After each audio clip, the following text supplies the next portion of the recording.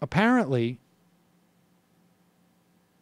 there was a piece published Monday in the JAMA Internal Medicine, JAMA Internal Medicine, Journal American Medical something Association, Internal Medicine. And it was written by a researcher at the University of California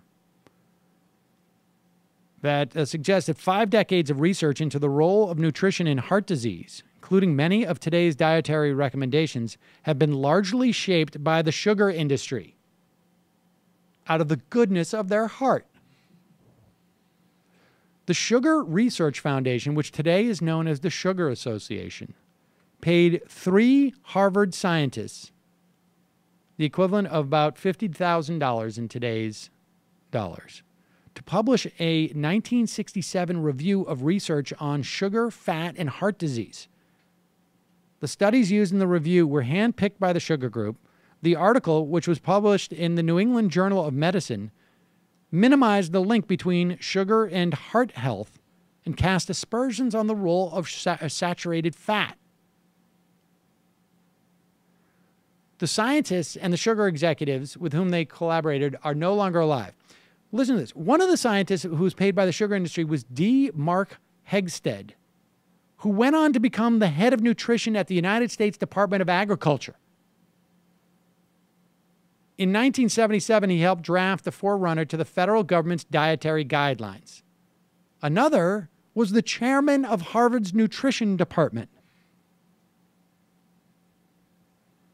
If only we didn't have government, then Harvard wouldn't exist, and people wouldn't take pronouncements from Harvard professors in medical journals seriously.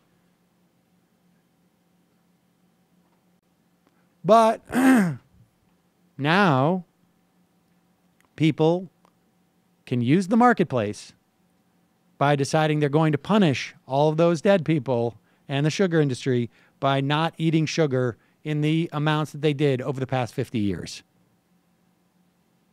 Right? Isn't that how it's supposed to work in the libertarian world?